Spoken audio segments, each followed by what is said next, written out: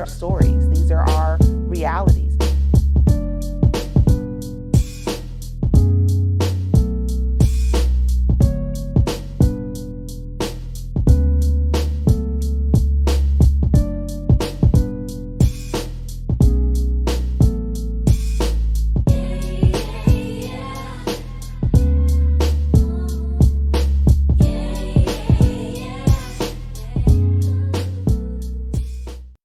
The Urban Impact Show is sponsored by Green & Wood Media Services. Green & Wood uses digital media to help businesses, political campaigns, and organizations grow while increasing their community impact. Green & Wood Media is pleased to offer a digital media buying fellowship to train, develop, and mentor young people interested in digital media, politics, and advertising. Learn more at greenandwoodmedia.com.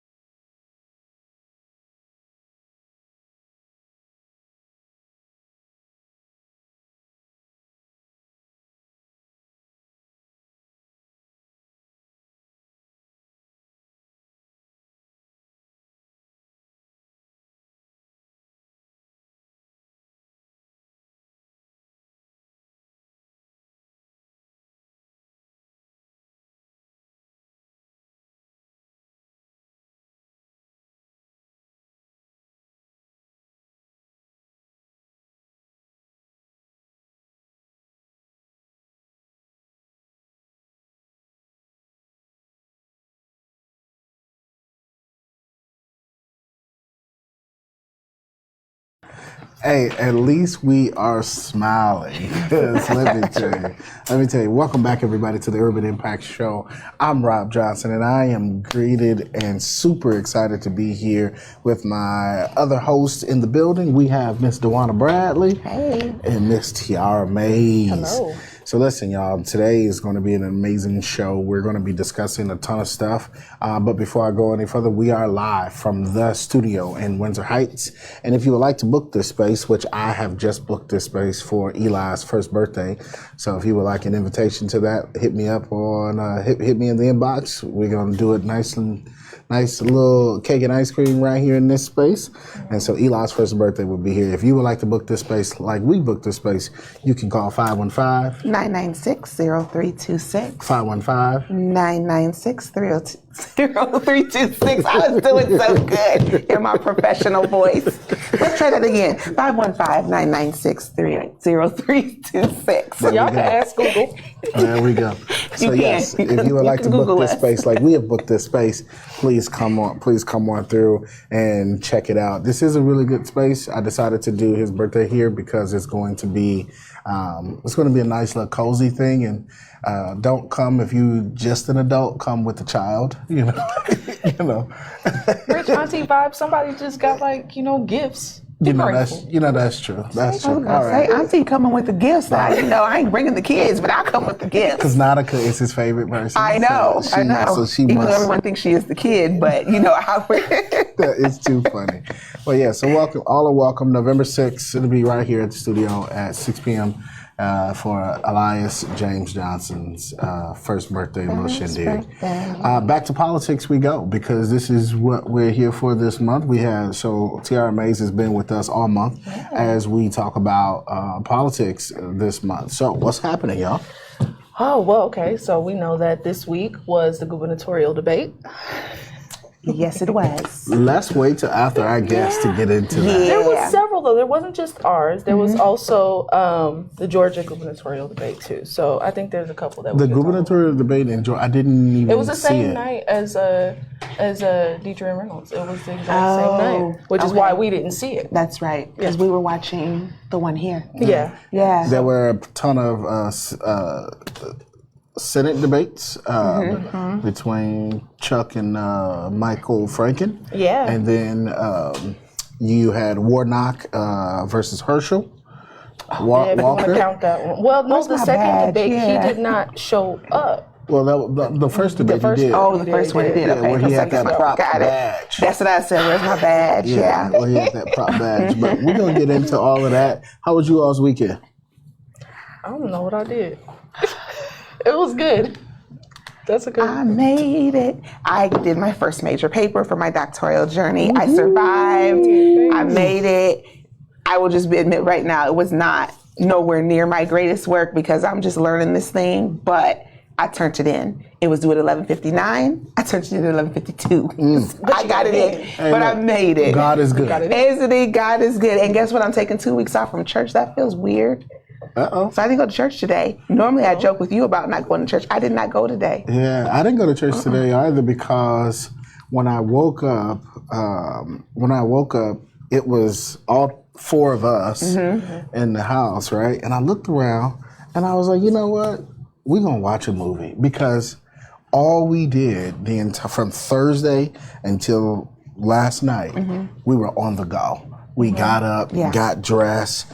The boys were hustling with me, right? We were at event after event after event after event, right? And I was like, when I woke up this morning and I saw these little faces, I said, you know what?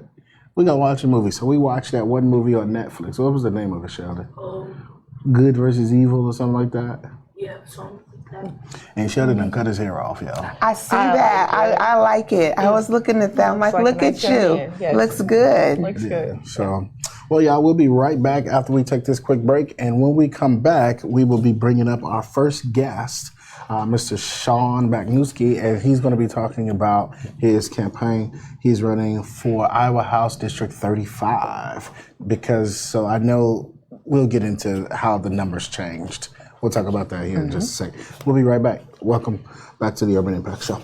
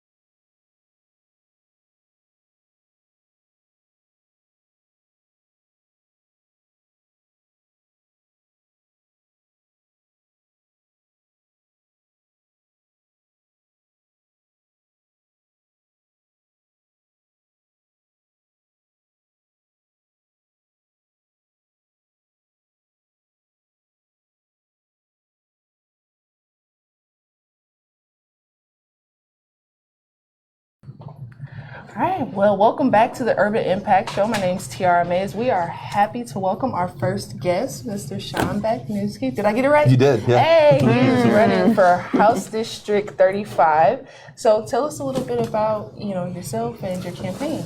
Yeah, so running for House District 35, which is Lower Beaver, Beaverdale, Merle Hay, Waveland neighborhoods, and grew up here in Des Moines. Grew up in the Woodland Heights neighborhood, went off to college in Missouri, came back to Iowa as quickly as I could, worked for Governor Vilsack and Governor Culver, and then have been with state agencies. Worked with the Des Moines Neighbors, Beaverdale Neighborhood Association. I've been the chair of the Polk County Democrats for the last 6 years and looking to transition over. Nice. That's wonderful. Talk to us a little bit about, I'm just going to jump to a few things, just about how we bring people together. Yeah. There's definitely this divide there at the Capitol between Democrat, Republican, and everyone else in between. And so how do you kind of bridge that gap? What do you do to bring people together? I think people are just kind of getting tired of it, and some people are losing faith in, the individuals that are saying they're going to get things done, but they're so busy fighting. So what do you do? Yeah, I think it's the most important question right now in Iowa, because this is not the Iowa that we knew 10 years ago, 20 years ago for sure. And it's much more partisan, and the rhetoric and the vitriol is something we've never seen before. I used to tell kind of a hopeful story, and it is a hopeful story. When I first announced, I had a rural Republican legislator reach out to me, and he said, I'm sure we're going to disagree on a lot of things, but I think you can kind of compromise and be reasonable on some things. I want to work with you. And I'm like, wow, got a Republican legislator wants to work with me. This is great. He was one of the folks who voted against the voucher bill from Kim Reynolds, and she primaried somebody against him, and he lost his race. Wow. He did. Wow. So All of them except for one loss. exactly. So it's going to get worse before it gets better. What I'm doing today, I spent 3 hours in Clive and Waukee knocking doors, not for Democrats, but Republicans and independents, and having real conversations. And what I found is people are not as far apart as we think they are, but social media, cable news, television, everything rewards the most extreme positions. And until we get back to talking to each other, it's not going to get better. So you mean to tell me you're not Make America Great Again? Yeah, not so much. I voted for Republicans before. I used to consider myself a very purple, voting Democrat. Like the state. Yeah, absolutely. I can't get on board with the Trump train. That's a whole different ballgame. So I must say, my mother was really big on the person. She never was really big on the party. She was really big on the person. Yes, I'm tapping the table. She voted for Obama. She voted for Bush. Right? She did not like John Kerry at all. She said he felt fake. He came off weird to her, and she wasn't a big fan of Hillary Clinton. And so, for me, it's about people who are campaigning and saying, "Oh, when I get there, I'm going to do this. I'm going to do that. I'm going to do that," not understanding that Democrats or independents have little to no power in the House right now. Unless you work with the Republicans who control all of the subcommittees, all of the committees, what goes to the House floor and what is passed on the House floor, because we don't even have enough votes in the House to pass a bill. Right. It's 60-40 right now in the House, right? And if you want majority, you need at least 11 Republicans to actually even get anything passed. Right. Yeah. And so I'm glad to hear somebody talk about, look, I got to go in and figure out how to work with these individuals so that we can actually get things done. I disagree with, somebody like me. I say how I feel, right? I disagree with some of the things that the Republicans are doing, and I don't agree with everything that the Democrats do. Absolutely. The Democrats have to do a better job at getting people of color, which I know you and some others have been trying to work on this. And so Democrats have to do a better job. Black folks are not just going to show up anymore. We're in a whole new age. As a matter of fact, you can even see this shift of our Latino vote, right? I mean, look at what's happening right now in Texas. If that is foreshadow for anything, it should be foreshadow for how we should start to try and engage these communities, because the landscape is changing and Democrats got to figure out how to get on board. So let me get to my question, right? No, I agree. So the question is, as a leader of the Polk County Democrats and going into the House, like how are you expecting to like really get things done outside of working together? Because you're going to have pressures from the progressives, you're going to have pressure from the moderates, right? And so when you're trying to figure this out, how are you going to navigate those waters? Well, just to go back a little bit, I mean, the Democratic Party has a terrible tradition of white Democratic candidates just coming around on election day. And that's the only time you hear from folks, and that's the only time you see us, and then we're gone as soon as the election's over. And one thing that was important to us with the Polk County Democratic Party for the last 6 years is, instead of just, playing word games and showing up on election day or maybe a little bit before then, we wanted to train people of color to actually run for office. We didn't want to just have white Democrats who paid lip service to communities of color. We wanted actual representation in there. Yeah. And over the last 6 years, we have doubled the number of candidates of color in office. We've tripled the number of women in office. So that's been the important thing for us. It sounds really small and kind of boring that we've opened it up. We have training, basically, what we call Brighter Blue, and it is free candidate training for anybody in the state who wants it. Lindsay's been trying to get me, her and Jenny been trying to get me to run for a while now. Tiara, too. It seems small, but to have free and open to everybody broadens the scope of the people who get involved in the public service process. Yeah, and it builds your bench, Absolutely. right? And it's built it markedly in Polk County, and that's what I expect us to continue in Polk, but also start doing statewide as well. Yeah.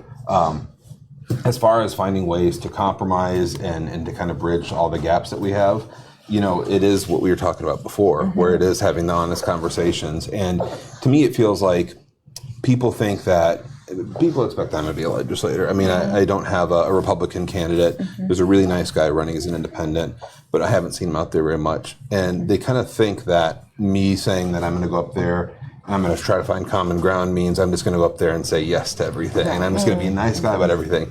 Republicans don't want that. Republicans want somebody who is going to fight the good fight and to agree with them when we can, but also disagree on principle when we have to. Yeah. They don't respect wet blankets. They don't respect just walking over you. And I plan to go up there and work together when I can.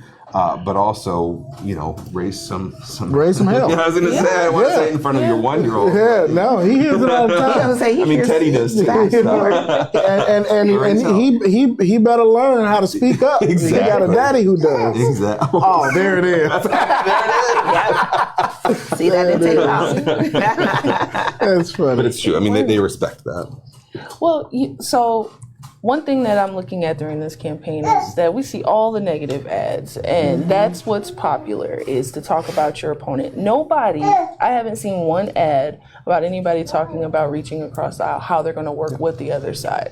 And that's not, and I think that's part of our problem right now, is that the negative stuff gets publicized, but when we're behind closed doors, we're not talking about, well, yeah, I actually did work with the other side to help this get passed. You got any plans on, getting people to understand that it's okay to talk to the other side? We have to. Yeah. I mean, I'll agree and disagree. I think I completely agree. When you turn on TV or cable news or see any paid social media that's out there, it's very negative. It's very partisan. It's just attacks. If you look at individual candidate profiles and pages on social media and their interactions that they have, especially, Deidre DeGier, even Mike Franken has done it, Cindy Axne has done it. Yes. Individually, with the way that they talk is very different than what the consultants favor. And again, we're getting back to this original question. The consultants favor the attacks. They favor the negativity. Cable news, social media rewards that as well. So I think on the individual level, we're doing a good job of getting around it. But both parties still think that's the only thing that can sell ads or get anywhere, unfortunately. And it's not their name on the ballot. No, it's not. And as soon as the election's over, they're gone. Yeah. So.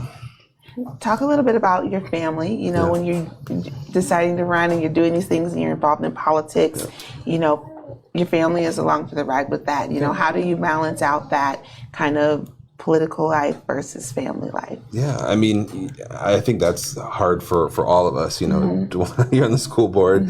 Tiara has run and is still serving, and Rob is everywhere all the time, and all of us have kids and families, and it's hard. You know, not to get too emotional here, but you know, when we had redistricting late last year.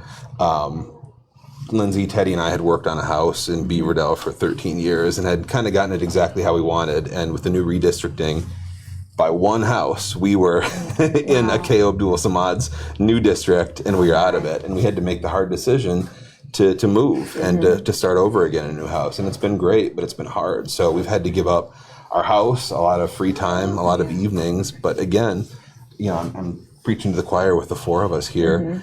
It is about something bigger than ourselves. It is about serving the community, and I think Teddy understands that. And you know, I think in the end, he'll find value in what we did. And I know you guys are the same way. We got to get all our kids together and see how they let them just like have a round talk about their parents and what we're interested in. So, Sean, you yourself have not been spared of attacks, right? Yep. You have. You've come under some criticism, especially from BLM and folks of color saying, hey, you know, we need you guys to do more for Black candidates. We need you guys to do more for Black community. And how have you been able to navigate that feedback and that criticism? Because I mean, sometimes it hurts, right? It's like, man, like, really? And then other times it's like a moment for us to sit back and say, okay, is there any validity to this? Is there where can I grow or get better? Now I have the privilege of, you know, seeing you all and knowing you all and being able to watch you in certain spaces. But for the benefit of the people, explain to them how you have worked on some of the criticism and how you will look to continue it at the house. Yeah, I mean, you know, the results are there in what we've done over the last 6 years, and we let the results to some degree speak for themselves. We've taken a lot of trash from our existing elected officials in Polk County about the need to broaden what we do. And that means empowering neighborhood groups to actually get involved and to have a say over who we're nominating on the ballot. Training everybody in the county, regardless of how much money they have or how many fundraisers they have or how many donors they have, has been controversial for us. So I guess what I'm trying to say is I felt pressure from you know, the elected officials, from activists, from everybody else. But at the end of the day, we have to look at what we've done. And for me, when I look at Anna Delia Morgan and Lonnie Daphne and the leaders who have come up in Polk County in the last 6 years, Suresh Reddy, Scott Soroka, you know, Tiara, I'm still trying to get you to run one more time. I mean, that's where it really is. Well, it took Ruth Ann 3 times, before she won. It took Ross Wilburn 3 times before he won. Right? Jennifer Converse twice. You know, I lost my first race. Heather Mattson lost her first race. Claire Celsi lost her first race. It's hard. I mean, it's very hard. Yeah. I had the unique opportunity of being able to work with you, and you're not the only one that get criticism. We get it too. Absolutely. So you know, don't feel like you're on that ledge by yourself. No, I know we all are. We're all getting it too. But having just recently run, you've been very supportive. You've always been encouraging, even, you know, and I had no idea what I was doing. And if I had even contacted you guys before to get training, I know I would have gotten it. So. Well, I know we're coming to a close here. Do me a favor, tell the people how they can learn more about you and get a hold of you as they look to work with you. But I mean, it's kind of almost set that you're going to be elected on November 8th. You never know. So you can't say it, but we can. I mean, you really don't have an opponent, if we're being honest. There's nobody actively campaigning against you or for your seat, and so let's I mean, we can pretty much see the writing on the walls there. So, I mean, people are they're gonna be calling. Yeah. They're gonna be asking questions. They're gonna be having expectations, as an elected official. So tell the people how they can get a hold of you. SeanForIowa.com. And then my phone number, since I was 16 years old, I'm 39 now, is 515-556-9111. I think everybody in Polk County knows that if you call or text me, you are going to hear back within 24 hours, even if it's Christmas, even if we're at Disney World, which we've chaired Polk County Democratic meetings from Disney World, and that's what we do. But I'm always responsive, and that's how I've been as a candidate and how I will be if I'm elected as well. All right. Well, hey, thank you so much, Sean. And it's SEAN. Yep. Yes. Not SHAWN. Right. Irish and Polish, and I'm mostly Italian, so none of it makes sense. But Hey, thanks for watching, everybody. We'll be right back with the Urban Impact Show. You just heard from Sean Bakniewski running for Iowa District House 35. His name is on the ballot if you're in that district. Look him up, SeanForIowa.com. We'll be right back. You're watching the Urban Impact Show.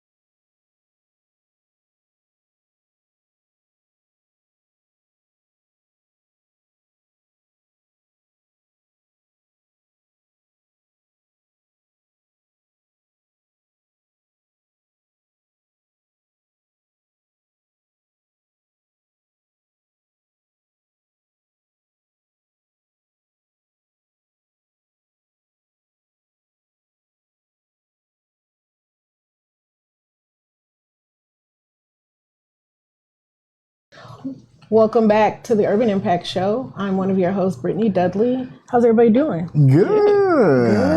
Doing really good. I feel like we got our last hot weekend because it was pretty nice yesterday too. It was.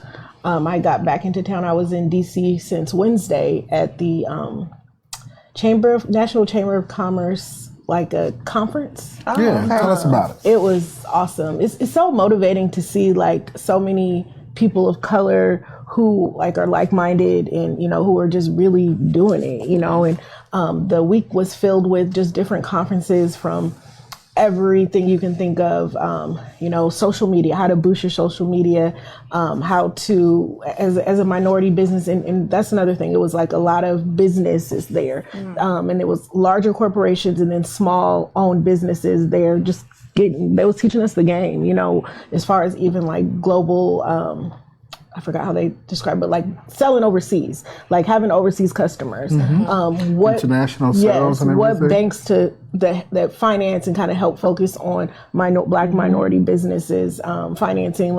The president and CEO of American Express was there. He's a Black guy. Yeah, he is. He's actually pretty cool. Yeah, he is super laid back and cool. I need your Rolodex. He's anyway, I'll tell you guys. He's awesome though, right? And he'll come on this show. He's actually a really dope individual. And he was just, giving the game on a lot of Black people, we don't know these things as far as our business. We don't do any extra check-in or trying to figure it out. So going to places like this really, I hope for some small business, motivated them to open their eyes of there's everything the white people are doing, we could do the same thing. We just have to have the knowledge and kind of focus on it. Did he tell you how Amex is the African American line of credit? Did he talk about that? Wow. Okay. It was the Buy Back conference, Buy Black conference. I don't know if you guys just have heard that, but this is like another. So Amazon was like one of the big sponsors there too. And Buy Black is like a portion of something new that they started. Probably I think within the last 6 months. The big focus on minority and Black businesses, and giving you tips and tricks on how to grow your business and how to scale your business, even if you don't even have employees. Like they literally had tips and tricks for everything. Ricky Smiley was there. He was one of the speakers, talked about just how he built his business, built his brand. Think of who else was there. They did an interview with Ice Cube. It was pre-recorded, but he was just talking about how he started the Big Three and why he started the Big Three, and how well the Big Three is doing. And who else was there? It was literally like. You get any business cards from the other businesses? Oh, we for sure got a lot of business cards, a lot of.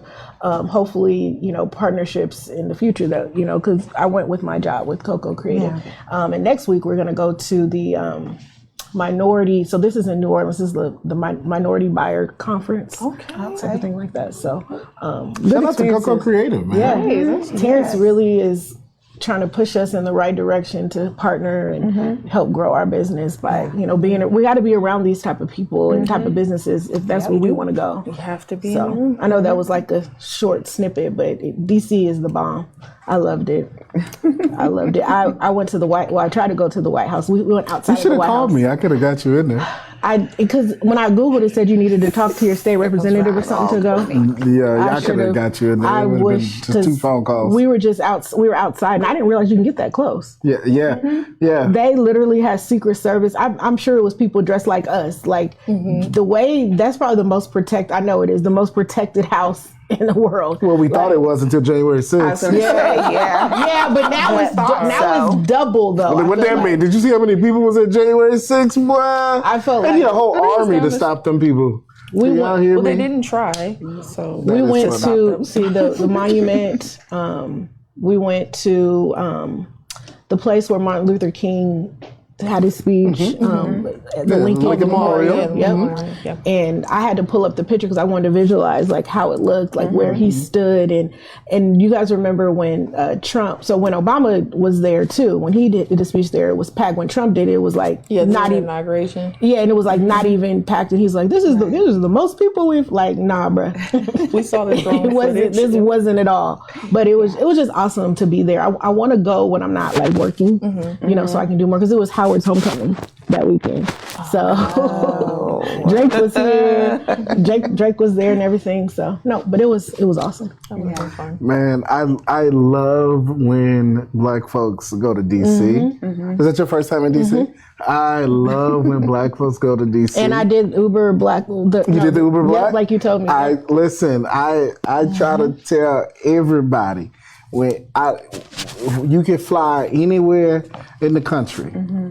But when you fly into DC, if you're not getting picked up by a person, you want to use Uber Black to get out of the airport. Because if you do not, you will be bussed to a location that is 10 minutes down the road, and you will be waiting another 15 minutes for a ride, and you are in line for that ride.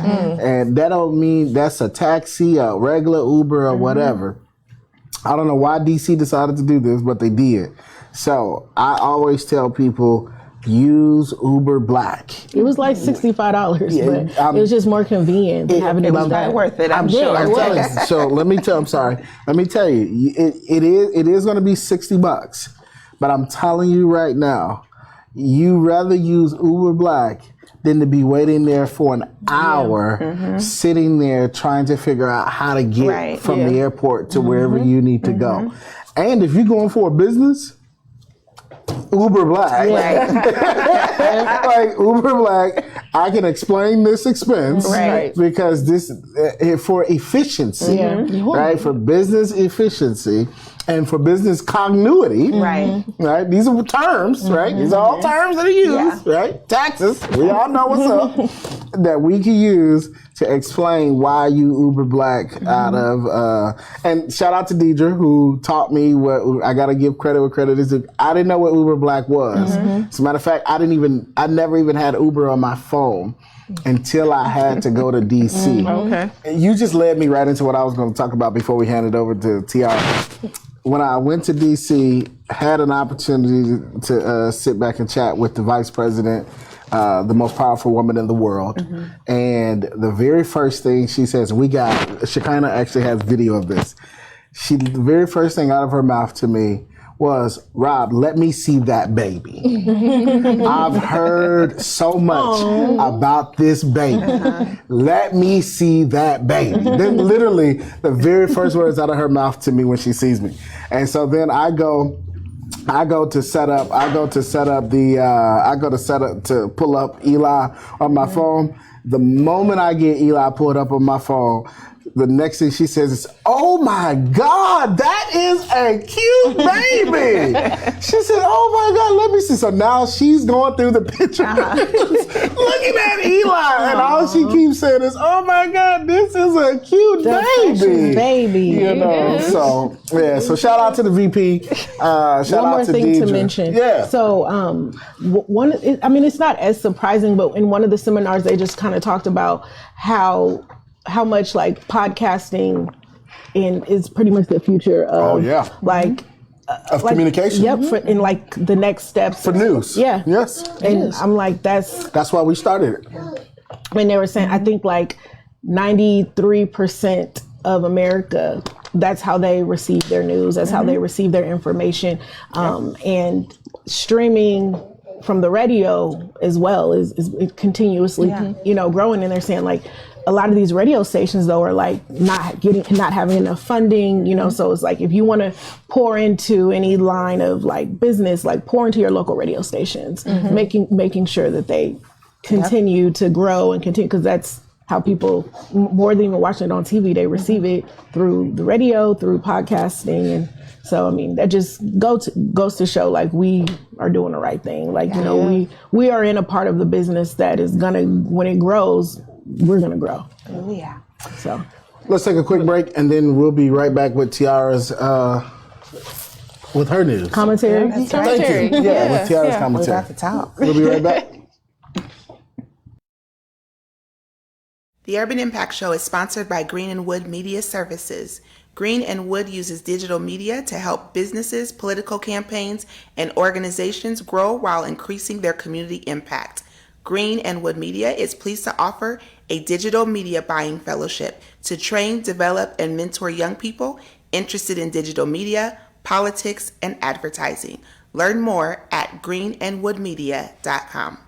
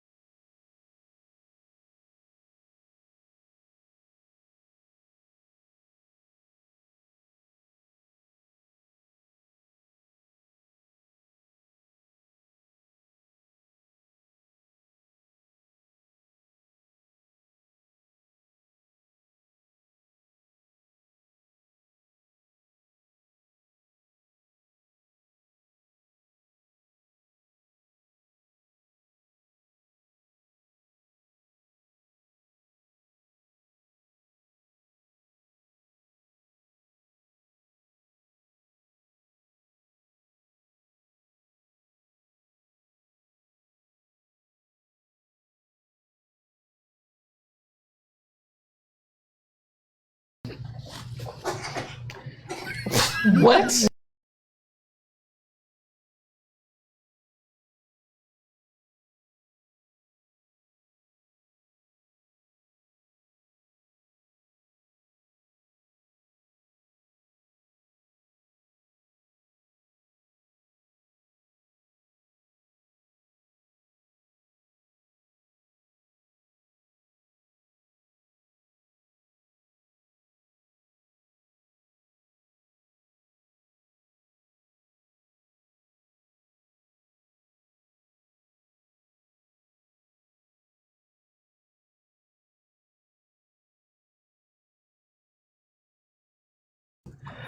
Well, welcome back to the Urban Impact Show. Again, my name is Tiara May. So we're going to get into the political commentary for the last segment of the show. And just naturally, we had our gubernatorial debate.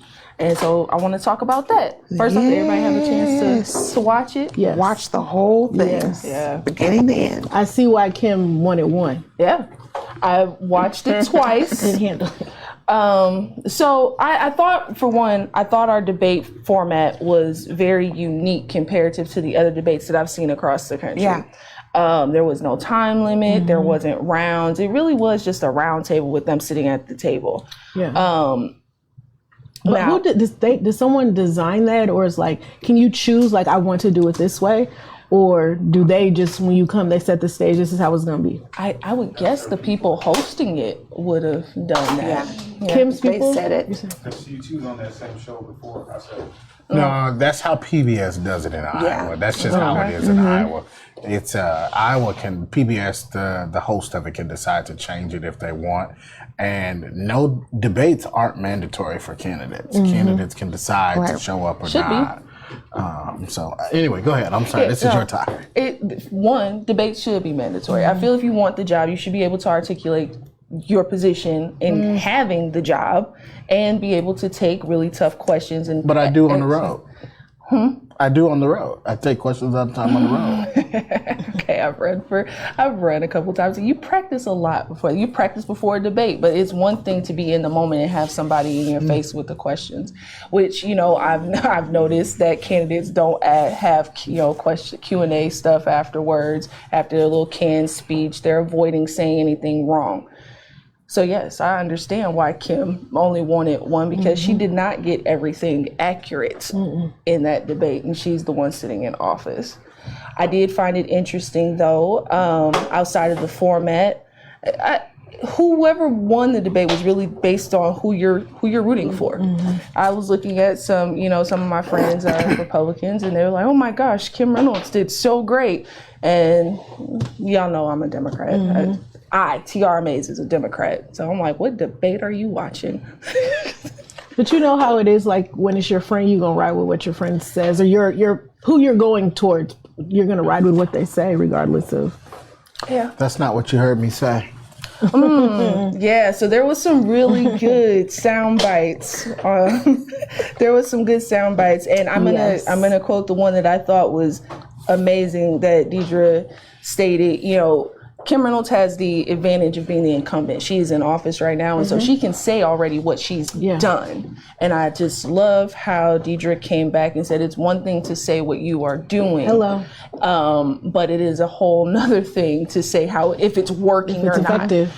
not. The teacher program that she's mentioned that Kim Reynolds is very proud about, and she talked about there's 100 new teachers coming through this program. Well, there's 99 counties in the state of Iowa, so you got a teacher per county, basically, one with a substitute to go all around. So And we have a shortage of 1,000 teachers. yeah. I try to be nonpartisan because that's what Rob asked me to do. But it's really difficult when you're seeing that debate was it wasn't completely fair towards the woman of color. The incumbent clearly had more time on certain questions. Especially that last one. I felt like they wrapped it up so quickly when we spent about abortion, know, and then I felt like she tried to even flip, or not even really answer the question, like Deidre's question. And then did she cry, or she seemed like she was about to? And then Deidre's like, well, we can tell she's passionate about this, but it's like, are you crying? Are you... So it was at that moment on TV we got the side by side, and you could see that passion that Deidre was mentioning. You could see that Kim was getting, or Governor Reynolds, excuse me. Now I will say one thing that did bother me during the debate. You have to give respect where it's due. Her name is good. She's our governor, and they kept calling her Kim. And I'm like, well, that is so rude. Yeah. She is our governor, because when Deidre gets in office, we're going to call her governor. Anywho, so overall, I thought the debate was really well, just a very different format that I don't think, outsiders outside of Iowa watching it would have really understood what's going on here in Iowa. That was my only critique. Appreciate PBS for letting us do it. What do you think, Rob? Actually, I'm more interested in Tawana's opinion as an independent. Well, I do appreciate Governor Reynolds giving a shout out to Des Moines Public Schools. That always makes me happy when she mentions our name. For some reason, she continues to love the great work that we're doing, and she continues to shout us out. So I greatly appreciate that. Honestly, for me, I think the one thing that I was watching, probably as a person who doesn't identify with either party, is I was watching Deidre very closely because I know what it's like to be a woman of color in office. And the one thing I said, and this is crazy that I said this at the end, and me and my daughter watched this together, we both said, she kept her composure really well. Yeah. Like, that should not be the very first thing that I noticed after the debate was she did a really good job holding herself together. She looked really good. Her hair looked good. Her lips looked good. Like, I'm looking at all of the things that people Will critique outside of us will critique us about that you had to make sure that was on point. But then on the other side, I watched Governor Reynolds, as in times when Deidre was speaking, would interrupt her and would step in. And it's kind of like, you get the pass to do that. But if she does that, the headlines the next day is, we've got the angry black woman here. Deidre couldn't keep it together. She lost her cool. I think for me, and I talked to Rob about this too, the best part of the debate for me was the abortion issue. Okay. And the reason why was because I feel like at times as a person who's in that candidacy, your emotions should be kept to, like, you need to keep them in check. And as they were going back and forth, I give Deidre the credit for saying, like, my personal opinion about this doesn't matter. When a woman is living life, and I say that to people all the time, we're good at saying what we would do in the moment, but when life happens, it changes. I have my own personal story about that. Life happens, you go from being the one that says, I would never, to then you're in a situation. And so I thought she did really good with that. I was disappointed in the governor with the emotion so high. That crying didn't move me. But what I felt like was, if that's how you are now, do I want someone making those kinds of decisions for me about greater things? And allowing your emotions to get involved with that. So for me personally, being the independent, trying to always look at things from this holistic point of view, I really do feel like Deidre had the edge on this debate. But I also do know people were looking for certain things. So if you were adamantly against abortion, you're going to say that Governor Reynolds did a really great job. If you're, completely for public education and for people and all of this, you're going to say Deidre got it. So we all, have our favorites. But I think for someone who tries my very best to look at everyone, I felt like she got the edge just a little bit because of the composure piece, the not letting her emotions get in the way, but also acknowledging I see this means a lot to you, but I'm still coming back to this. And I think the pushing of trying to get her to answer just for me didn't bid well in that moment. That was one of the first things I said was is Deidre kept her composure. And we know that we have to, but I think we also understood based on how the advertisement has been going that Deidre had to go into that debate composed, and that their strategy, Governor Reynolds' strategy was certainly going to be to try and get her to unravel. And so under those circumstances, I think she did fabulously. The abortion topic where I grew irritated was, again, and this is just facts. No one is out here having abortions at 38 weeks. That's not an abortion. When she said that, I'm like, that's not what Deidre said at all. And it's not, I'm not a doctor or anything like that, but that does not happen. No one can have an abortion at 38 weeks. Okay, that is that is a viable baby at that point. So that part really upset me. I think that was just kind of like her tactic to try to make it just sound bad. Because she's like, well, you're telling me that my daughter who was born preemie, if like she wouldn't have made it or she wouldn't. It's like, what? This is nothing. Has nothing to do with what she said. Nothing. Yeah. So I credit to Deidre for handling that with the utmost grace. She handled the entire debate with grace. We talked about They also talked about student loan forgiveness, and Oh, you guys see that new? Thanks for reminding me of that one. 26 seconds. The application, first off, it takes like 15 seconds to get done. So do it. Yep. Yeah. Well, now I was a little bothered by that one too. I'm glad you mentioned that. It was almost as if like, well, it shouldn't happen because like you shouldn't get that because it's like when you went to school, you knew what you were signing up for, and you know you shouldn't be able to just go and get that. And taxpayer, but do you know how many things we pay for as taxpayers? It's not just the student loan Kim thing. to get her hair done. I mean, that's what I'm saying. We pay for all of this. So to me, I was offended Governor when Reynolds. when I was offended when Governor Reynolds was like, the taxpayers pay, but the taxpayers pay for a whole lot of things. You're trying to get us to pay for taxpayers to pay for Eli to go to private school. Right. And so that's what I'm saying. I was like, so that argument didn't hold well for me when it was like, well, it's not fair because we pay, but then it's okay to pay for the things you need. It's okay to pay for the things that your buddies need. I just didn't buy that argument and felt like, how dare you bring that as a reason why someone who needs that relief, and let's just be very clear, like my mama said, it ain't that much money. Like in the scope of it, we were talking about this for a person like me who has hundreds of thousands of dollars in student loan debt.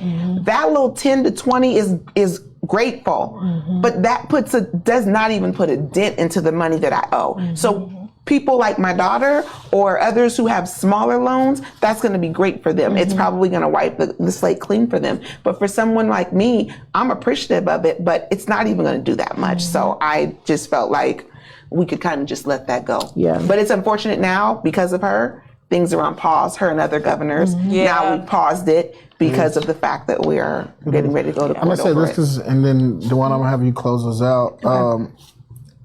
Kim Reynolds should have whooped Deidre in that debate. According to the polls, she should have 17-point whipped her in that debate. The fact that she did not do that gives Deidre the win. Whether you like Deidre or don't like Deidre, what Warnock did to Herschel Walker in Georgia is what Kim should have did to Deidre. Deidre, let's keep it 100. Deidre is a non-elected official, never held public office. She is a business owner. She should have beat her. Yeah. We're talking about a woman who served as lieutenant governor for 8 years, governor before being elected for 2, and then being elected for her first full term. So governor for 5-6 years. So 8. We talking about 13 years worth of you being in leadership of this state, right? With the trifecta. And with control of the Senate and the House, you should, this no-name black woman business owner, never elected to office, you should have whipped her. But the fact that she came in and beat up on you says to us how weak you are. And she deserves that spot now. I'm done. Any final things before we pass it to Dewan to close it? no, I think I'm. My only final thing is that I think on one side does a really good job of, trying to change the narrative. They saying that Governor Reynolds won the debate. And we have to, if they're going to be unrealistic, we can be realistic and be loud about it. Yeah. Like, she did not. She didn't. My final thoughts are, so tomorrow or even today, absentee ballots, if you requested one, they'll start coming in this week. So if you have not gotten your ballot, be sure to call the Polk County Auditor's Office to track that and let them know if you haven't received it. Election Day is November 8th, so make sure you've got a plan to get out there if you are not early voting or have requested an absentee ballot. Yeah, I think I want to encourage everyone to stop looking at these big name shows like Fox News and CNN and everything else, because what they're doing is they're painting a narrative of Democrat, Republican that isn't necessarily true. I think the one thing that Sean said that when he was here that rang true to me is like, if you just go have a conversation with someone, you'll find out the narrative is probably completely different. But we're getting so caught up in the hype of the label of Democrat, the whole label of Republican and what that means. We need to get back here in Iowa. What I think I'm used to us doing is just talking to each other. Like, we talk about Iowa being a great place to live. We can debate that on another show. Overall, I like the rent here, and I like all the other things here that make Iowa a great place to live as far as, you know, some of the things that we charge. I do like being here. I like raising my family here. We still have a long ways to go in Iowa, but with that being said, I want people to start just looking at folks as people. As you're trying to make a decision come November 8th, who you're going to vote for, look at the person. Don't look at the party. Don't look at what you hear big name people saying. Let's just start looking at the person. Do your best to go to their Facebook, go to the other pages they have, reach out to them. Many of these candidates we've had on the show have personally said, if you want to contact me, reach out to me. I encourage you to not listen to what your family says, you know, what your friends at your job say, what mainstream media says, and I would encourage you to dig out that information for yourself. I encourage you all to vote. I'm going to continue to say that week after week after week after week. It's your right to vote. People fought for you to vote. Get out there and make sure that you vote. We here at the Urban Impact Show are not going to tell you who to vote for, but we are going to encourage you to educate yourself. We're going to encourage you to go back and listen to some of the shows of the people that we've had on this show. And then I also always say, pay attention to this. The ones who don't show up, it's very telling. Not just here at this show or in other spaces when they don't show up. It's very telling. So continue to educate yourselves. Next week, I think we've got more candidates who will be coming to the show to check us out. But make sure you use your power to vote and join us next week on the Urban Impact Show. Everyone have a great week. Have a great week. Have a great week.